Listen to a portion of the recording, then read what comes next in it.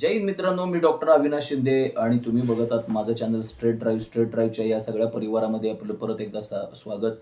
आणि माझे जे व्हिडिओज आहेत तर माझी तुम्हाला अशी विनंती राहील की तुम्ही ते जास्तीत जास्त पुढे पाठवत राहा. माझं चॅनल जास्तीत जास्त सबस्क्राईब करा, जे देशहिताच्या दृष्टिकोनातून चांगलं आहे. मित्रांनो, कोल्हापूर महानगरपालिकेचे निकाल आता जाहीर झालेले आहेत, कालच जाहीर झालेले आहेत. कालच एकच जल्लोष झाला कोल्हापुरात. आपापल्या उमेदवारांसाठी आपापल्या समर्थकांनी एकच जल्लोष केला आणि फटाक्यांची आणि गुलालाची जी उधळण आहे तर ती या निमित्तानं आपल्याला कोल्हापूरसारख्या ठिकाणी पाहायला मिळालेली आहे. मित्रांनो, कोल्हापूर महानगरपालिकेचं जे विश्लेषण आहे तर ते करताना मी एवढंच म्हणेन की ज्या पद्धतीनं महायुतीला यश मिळायला पाहिजे होतं तर त्या पद्धतीनं मिळालं नाही. कारण मी ज्यावेळेला प्रत्येक समाजाच्या थरामध्ये जात होतो, मी माझ्या माता भगिनींची भेट घेत होतो. त्याच्यानंतर माझी भरपूर जणांच्या बरोबर चर्चा होत होती. तर त्याच्यामधून मला एक महायुतीकडं कल जाणवत होता आणि महायुतीची एक लाट आहे असं मला जाणवत होती. परंतु प्रत्यक्षात महायुतीची सत्ता जरी कोल्हापूरमध्ये स्थापन झाली, तरी ज्या पद्धतीनं काँग्रेसचा सुपडा साफ व्हायला पाहिजे होता, तर त्या पद्धतीनं सुपडा साफ काही झालेलं नाहीये. याला कारण म्हणजे महायुतीची जी विस्कळीत रणनीती आहे, तर त्याला मी देईन. महायुतीकडं मुख्यत्वे करून लाट असल्यामुळं उमेदवारांचा भरणा भरपूर झाला होता. त्यामुळे नाराजांची संख्या देखील जास्त होती.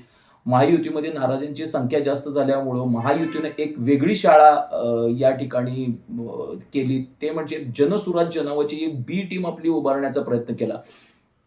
एखादा नगरसेवक पदासाठी इच्छुक जो उमेदवार असेल, तर तो नाराज झाला असेल आणि आपल्याला त्याला तिकीट देता येणं जर शक्य नसेल अपरिहार्य कारणामुळं, तर त्याला जनसुराज्यकडूनच उभा करायचा. त्यामुळे तो जरी निवडून आला, तरी तो जरी आपला आणि आपला जर निवडून आला, तर तो आपलाच आहे. अशी काहीशी रणनीती महायुतीनं जी खेळली, तर त्याचा फटका त्यांना ठिकठिकाणी भोगायला लागला.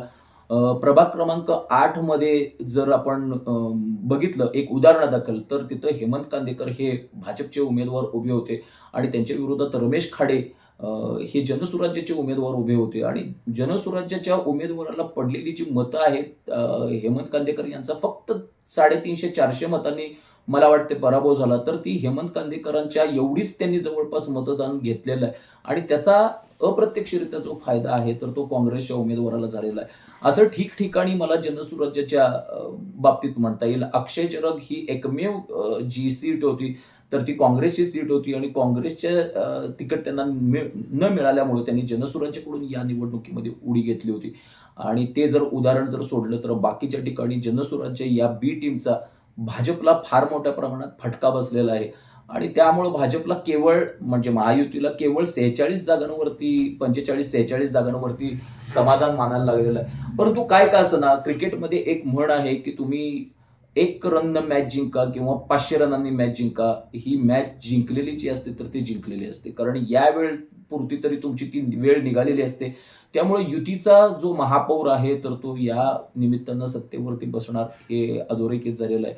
कोल्हापूरच्या सर्व नगरसेवकांचं आणि कोल्हापूरच्या सर्व कार्यकर्त्यांचं, सर्वच राजकीय पक्षाच्या कार्यकर्त्यांचं मी इथं अभिनंदन करतो माझ्या चॅनलच्या वतीनं. आणि परत एकदा तुम्हाला मी अशी विनंती करतो की माझं चॅनल जे आहे तर ते जास्तीत जास्त सबस्क्राईब करा, घंटीचं बटन दाबा आणि माझे जे व्हिडिओ आहेत तर ते पुढे पाठवत राहा. जे देश आहे त्याच्या दृष्टिकोनातून एकदम चांगले असतात. तर कोल्हापूर महानगरपालिकेच्या दृष्टिकोनातून जे निवडणूक विश्लेषण आहे तर त्याच्यासाठी मला एवढंच म्हणायचं आहे की महायुतीनं फिल्डिंग तर चांगल्या पद्धतीनं सेट केली होती, परंतु आता विश्लेषण महायुतीचे नेते करतीलच.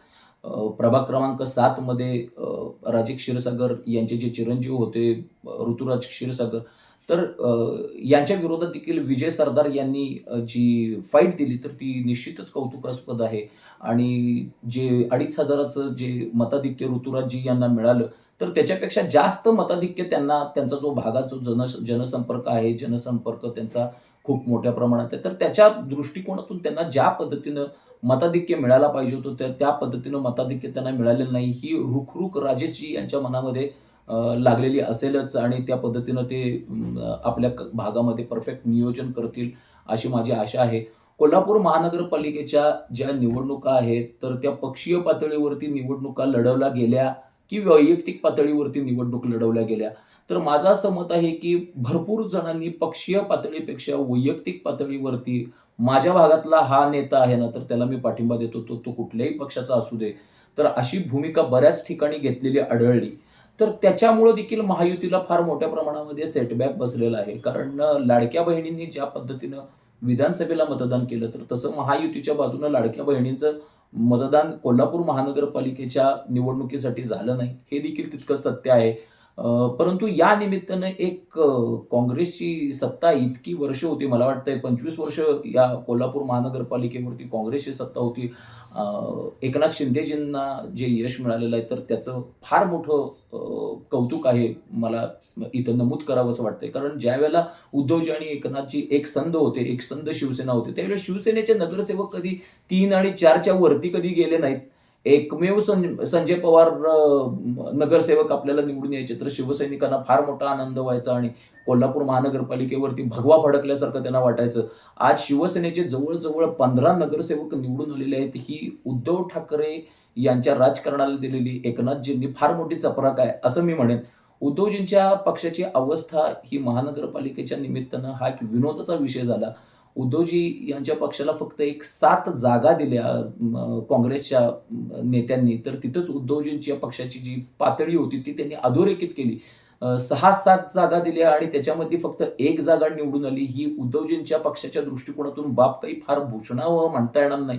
उद्धवजींनी विचार करावा, की कोल्हापुरात आपण जो पक्ष आहे, तर तो कोल्हापुरात पक्ष आपण काँग्रेसच्या दावणीला बांधलाय का?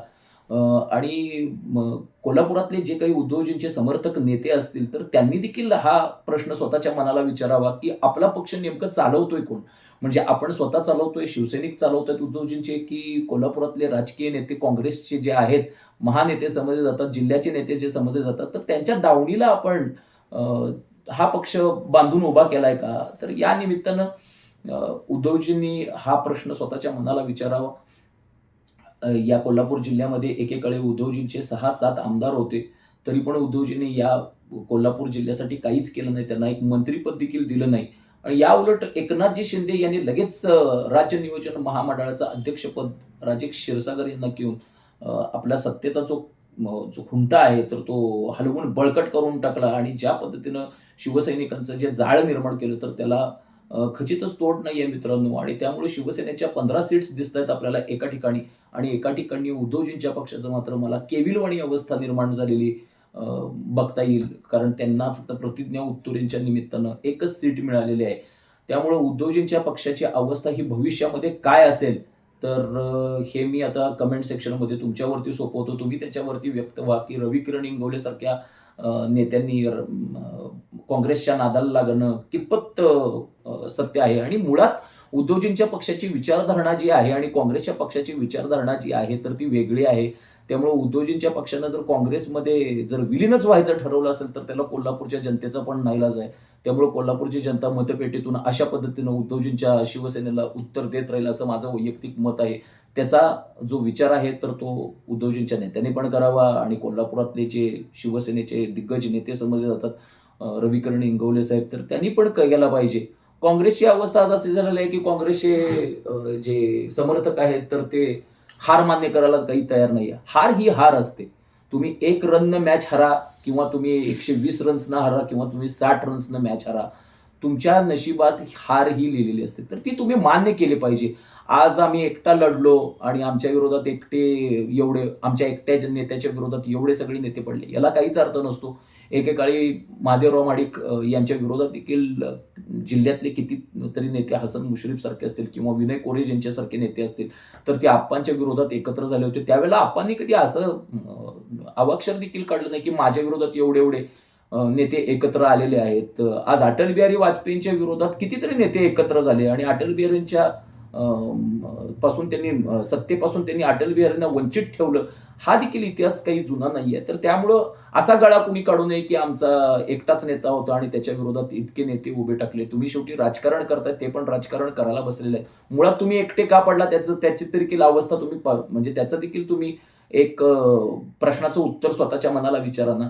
पहिल्यांदा काँग्रेसनं जागा लढवल्या. आज मला वाटतं 70 काँग्रेसनं जागा लढवलेल्या आहेत. 70 पैकी काँग्रेसच्या जागा आलेल्या आहेत 35 जागा आलेल्या आहेत. म्हणजे 50% काँग्रेसची फक्त टक्केवारी आहे. 34 जागा आल्यात मला वाटतं. त्यामुळे 50% काँग्रेसची टक्केवारी आहे. एकीकडं भाजपनं किती जागा लढवल्या, मला वाटतं 36 जागा लढवल्या आणि त्याच्यातल्या 26 जागा भाजपच्या हातात पडलेल्या आहेत. म्हणजे भाजपची पण टक्केवारी बघा, भाजपचा स्ट्रायकिंग रेट बघा, भाजपचा स्ट्रायकिंग रेट एखाद्या T20 क्रिकेट प्लेयर प्रमाणे आहे. तर यांचा स्ट्रायकिंग रेट जो आहे तर तो एखाद्या टेस्ट क्रिकेट प्लेयर प्रमाणे आहे. तर त्यामुळं अशा पद्धतीचे उत्तर प्रत्युत्तर होत राहतील आणि मला इथं असं नमूद करावंसं वाटतंय, की जे काही अजितदादा पवार यांचे नगरसेवक आहेत, तर ते बंटी पाटील यांच्याकडे जातील, त्यांच्या खेम्यामध्ये दाखल होतील. अरे त्यांच्या खेम्यामध्ये दाखल होऊन बंटी पाटलांचं बहुमत होणार आहे का? त्यांना बहुमत होण्यासाठी आवश्यक आहे तर ते 41 नगरसेवक आहेत. ते जे महायुतीमधले जे 2 घटक पक्ष आहेत हिंदुत्ववादी, शिवसेना आणि भाजप तर त्यांच्याकडे ऑलरेडी आहेत. तर त्याच्यामुळं त्यांचं काही बहुमत होण्याची शक्यता नाही आहे. ह्या मीडियावरून उलटवलेल्या वावड्या आहेत. त्याला काही फारसा हा अर्थ नाहीये. त्यामुळे काँग्रेसच्या नेत्यांनी देखील आपलं एक आत्मचिंतन करण्याची गरज आहे, की आपल्या सीट्स नेमक्या कमी पडल्या तर ते कशामुळे पडल्या? महायुतीची लाट प्रत्येक निवडणुकीमध्ये का निर्माण होते? प्रत्येक निवडणुकीमध्ये भाजपचा स्ट्रायकिंग रेट का वाढत आहे? भाजप प्रत्येक पक्षाला जो टेक ओव्हर करण्याची रणनीती आखतोय आणि त्याच्यामध्ये तो यशस्वी होतोय, तर त्याचा जीव कशामध्ये दडलेला आहे? तर मी एवढंच म्हणेन, की भाजप स्वतःची जी भूमिका आहे, तर ती हिंदुत्ववादी आहे, हे ठसवण्यामध्ये यशस्वी ठरलेलं आहे. एकनाथजी शिंदेच्या पेक्षा देखील, उद्धवजी ठाकरेंच्या पेक्षा देखील माझं हिंदुत्वाचं नाणं खणखणीत आहे. हे काश्मीरमधलं 370 कलम असेल किंवा राम मंदिराचं भव्य निर्माण असेल, या माध्यमातून किंवा CAA कायदा असेल, या माध्यमातून भाजपनं आपली एक स्वतःची व्होट बँक तयार केलेली आहे. आणि मला असं वाटतंय, की भाजपचा जो कोणी प्रचार करत असतो, तळागाळातला कार्यकर्ता, तर तो त्याला कधीही एक अभिलाषा नसते, की मी आज आमदार होणार, मी खासदार होणार. मी एक कार्यकर्ता म्हणून आहे, कार्यकर्ता म्हणून राबतो, परंतु माझ्या पक्षाचा आमदार, माझ्या पक्षाचे खासदार हे हिंदुत्वासाठी एकत्र आले पाहिजेत आणि वरती भाजपची सत्ता कुठल्याही परिस्थितीत आली पाहिजे. तर हा जो प्रकार आहे, तर तो गल्लीपासून दिल्लीमध्ये बघायला मिळतोय. त्यामुळे दिल्लीमध्ये जे काही भाजपनं राजकारण केलं मोदीजींच्या माध्यमातनं, आज योगीजींच्याकडे फ्युचर प्राईम मिनिस्टर म्हणून ज्या पद्धतीनं बघण्यात येतंय, त्या पद्धतीनं भाजपवरती लोकांचं प्रेम उत्तरोत्तर वाढत चाललेलं आहे. भाजपची देखील याला फार मोठी एक जबाबदारी आहे त्यांच्या खांद्यावरती, की आपली जी हिंदुत्ववादी आयडिओलॉजी आहे, हिंदुत्ववादी जी प्रतिमा आहे, तर त्या कुठल्याही परिस्थितीत त्याला तडे देऊ नका. आज प्रभाग क्रमांक 12 मध्ये महायुतीच्या माध्यमातून मुस्लिम लांबूल चलनाचं एक थोडंसं छोटंसं कार्ड त्यांनी खेळलं होतं.